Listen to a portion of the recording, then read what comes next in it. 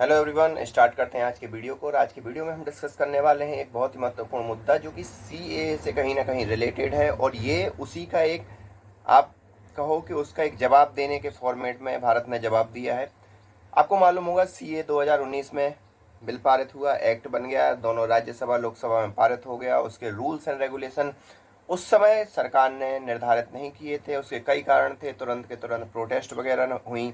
शाहीन बाग का आपने देखा होगा, शाहीन बाग में भी चीज़ें वहाँ पर कई दिनों तक प्रोटेस्ट चलती रही। तो उस कारण से सरकार ने उस समय तो वहाँ पर उस चीज़ के रूल्स एंड रेगुलेशन लागू नहीं किए, इवन ये कहें कि सीएए लागू नहीं किया। लेकिन अभी आपको मालूम है 2024 का चुनाव है, और 2024 के चुनाव में भारत सरकार ने सीएए के क्या करे हैं, रूल्स एंड रेगुलेशन लागू कर दिए हैं। और जो भी 2014 31 दिसंबर 2014 से पहले जितने भी माइग्रेंट आए हैं बांग्लादेश, अफगानिस्तान और पाकिस्तान से, हिंदू माइग्रेंट आए हैं, उनको भारत की नागरिकता देने का पूरा प्लान है सीएए के थ्रू।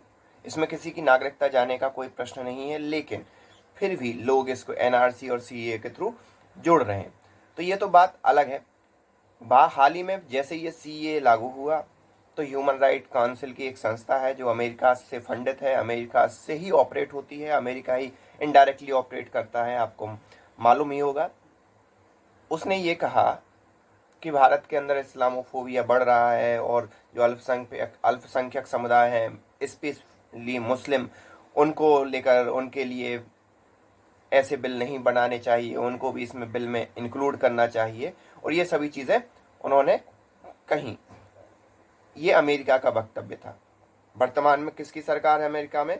बाइडेन, जो कि डेमोक्रेटिक पार्टी से बिलोंग करते हैं।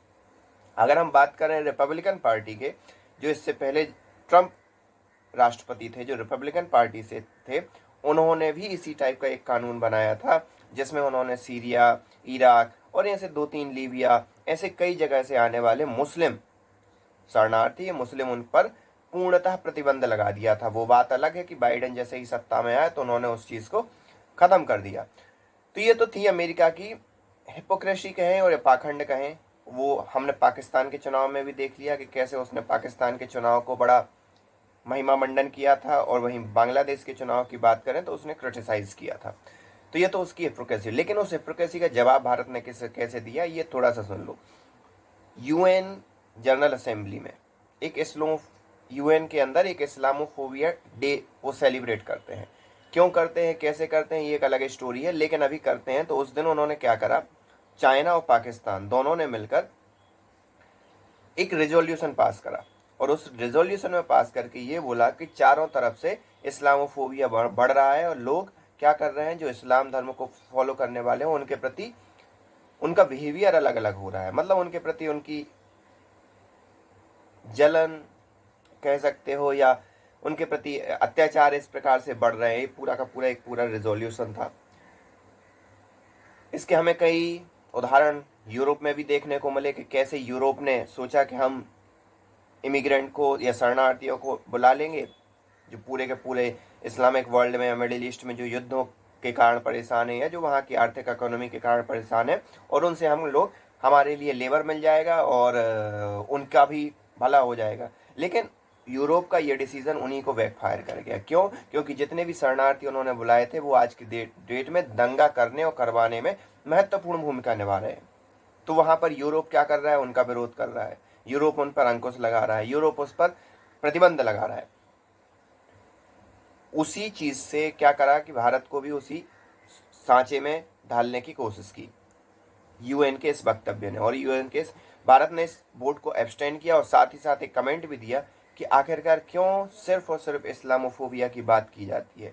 हिंदू 1.2 बिलियन लोग फॉलो करते हैं, लगभग 1 अरब लोग उसको फॉलो करते हैं, उसकी बात क्यों नहीं होती?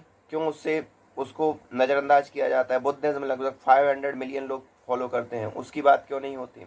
और इसी प्रकार से सिखिज्म लगभग 20 से 30 मिलियन लोग सिखिज्म फॉलो करते हैं, तो उनकी बात क्यों नहीं होती? क्यों सिर्फ और सिर्फ इस्लामोफोबिया को इस हिसाब से प्रदर्शित किया जा रहा है कि उस पर सिर्फ अत्याचार हो रहे हैं?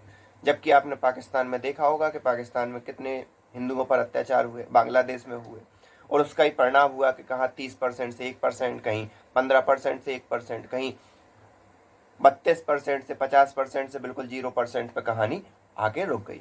तो ये चीज़ें हैं, और इस जवाब ने नो डाउट एक जवाब, यूएन कुछ बोलते हो तो पूरे के पूरे वर्ल्ड में इस चीज़ की सुनाई होती है, और पूरे के पूरे वर्ल्ड में एक स्ट्रेट आपको संदेश जाता है कि भारत पे उंगली उठाना बंद करो, पहले खुद के उसमें झांको और खुद की चीज़ों को वो करो, सही करो। आप इस बारे में क्या सोचते हैं, आप हमें कमेंट करके बता सकते हैं। मिलते हैं नेक्स्ट वीडियो में, तब तक के लिए टाटा एंड बाय बाय।